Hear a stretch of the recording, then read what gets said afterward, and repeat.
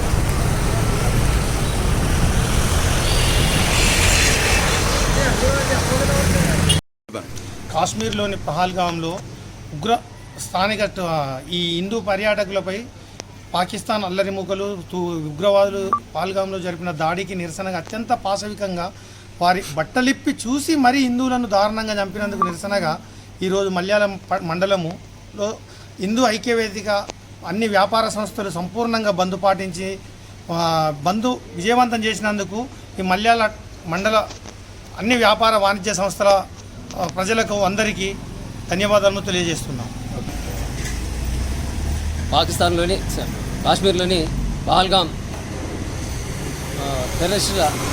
టెర్రరిస్టుల కాల్పుల్లో మన హిందువులను కాల్చి చంపినందుకు నిరసనగా ఈరోజు మల్యాల మండలంలోని ప్రతి ఒక్క షాపులు హోటళ్ళు కానీ అన్నీ స్వచ్ఛందంగా మూసినందుకు వారికి కృతజ్ఞతలు తెలుపుతున్నాను. ఈ యొక్క హిందువులను ఎవరైతే ఈ కాశ్మీర్ ఉగ్రవాదులు చంపారో వారిని పిట్టలు కాల్చినట్టు కాల్చాలని మా హిందూ సంఘం హెచ్చరిస్తుంది. జై శ్రీరామ్. జై శ్రీరామ్. కాశ్మీర్లో జరిగిన సంఘటన, వారి మీద జరిగిన సంఘటన ఉగ్రవాదుల కాల్పుల్లో చనిపోయిన హిందువులకు సానుభూతిగా ప్రకటిస్తూ మల్యాల ఐక్యవేదిక, హిందూ ఐక్యవేదిక వ్యాపార వాణిజ్య సంస్థలు స్వచ్ఛందంగా బంద్ ప్రకటించిన వారికి పేరు పేరున ధన్యవాదాలు.